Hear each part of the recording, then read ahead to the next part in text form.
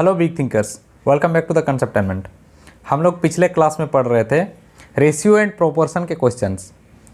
तो आज उसी क्लास को आगे बढ़ाते हुए हम लोग प्रीवियस ईयर में आए हुए रेशियो एंड प्रोपोर्शन के क्वेश्चंस करेंगे, जो रेलवे और एसएससी जैसे एग्जाम्स में पूछे गए सवाल।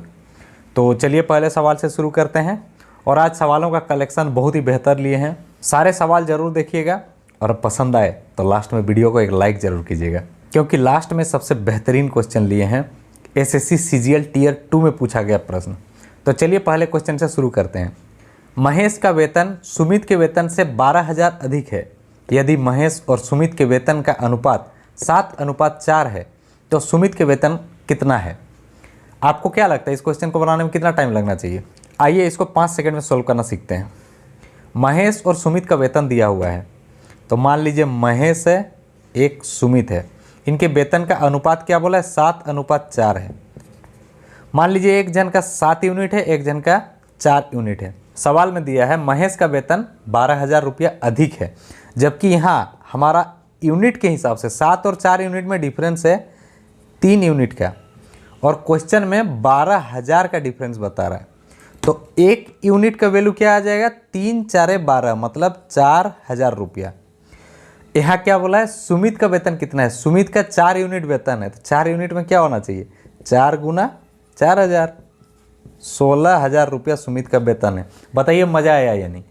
वीडियो में बने रहिए, अगला क्वेश्चन और शानदार होने वाला है। तो देखिए पेश है एक और शानदार क्वेश्चन।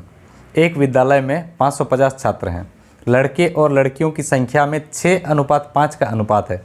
इस अनुपात को 5:6 करने के लिए और कितनी लड़कियों को विद्यालय में दाखिला लेना चाहिए? मान लीजिए बॉयज़ गर्ल्स, इनका अनुपात पहले क्या है? 6:5। टोटल अगर देखें तो 6 और 5 मिला करके 11 यूनिट हो रहा है। क्वेश्चन में दिया है टोटल 550 छात्र हैं, तो 11 यूनिट का वैल्यू इतना हो गया। एक यूनिट का क्या हो जाएगा? 11 5 55, मतलब एक यूनिट 50 के बराबर हुआ।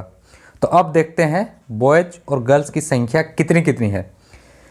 6 यूनिट था, 6 5 30, 300, और गर्ल्स 5 यूनिट, मतलब 5 गुना 50 250।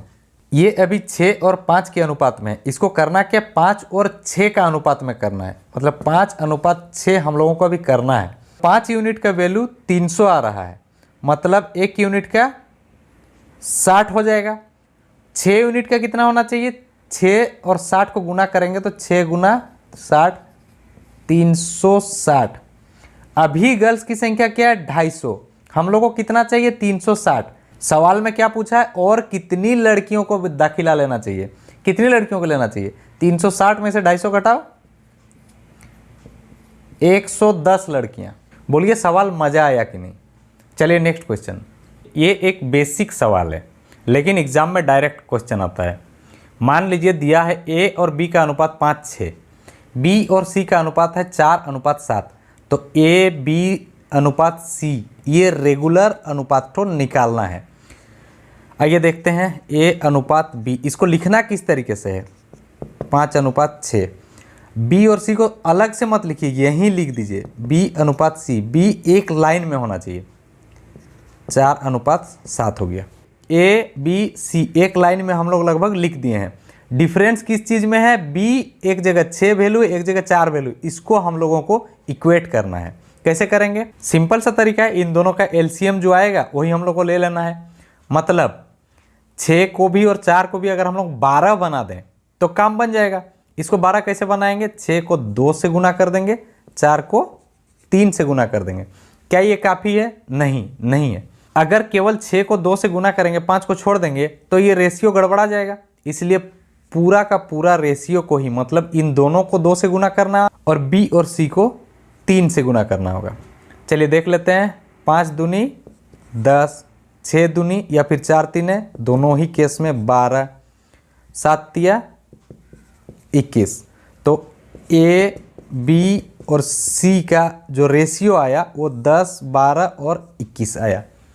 चलिए नेक्स्ट क्वेश्चन। हाँ, तो अब पेश है सीजीएल टियर 2 का क्वेश्चन। 2019 में पूछा गया सवाल है।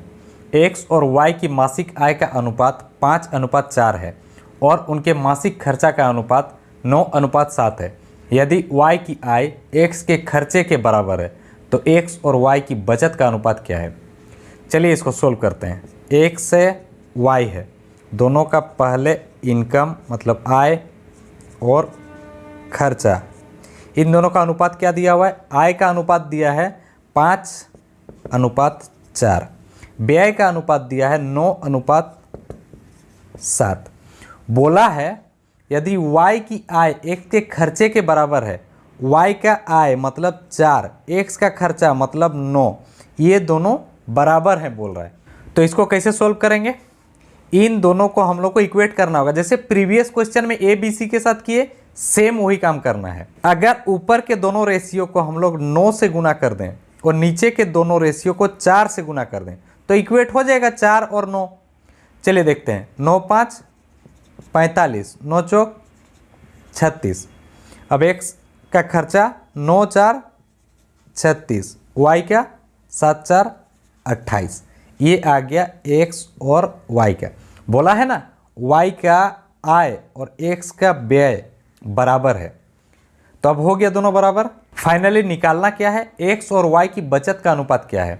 बचत कैसे होगा, 45 रुपया अगर x कमा रहा है, 36 रुपया खर्च कर रहा है, 9 रुपया बचा रहा है। ये अगर 36 में से 28 खर्च करता है तो 8 रुपया बचाता है। 9:8, एज सिंपल एज दैट। अब बोलिए वीडियो मज़ा आया, पूरा लेक्चर अगर मज़ा आया तो वीडियो को एक लाइक ज़रूर कीजिएगा, और चैनल पर नए हैं तो चैनल को सब्सक्राइब कर लीजिएगा और बेल आइकन दबाकर ऑल वाले ऑप्शन पे क्लिक कर दीजिएगा। कोई खूबसूरत सा कमेंट भी कर दीजिएगा, आपके कमेंट्स लाइक यही सबसे तो हमें इंस्पिरेशन मिलती है।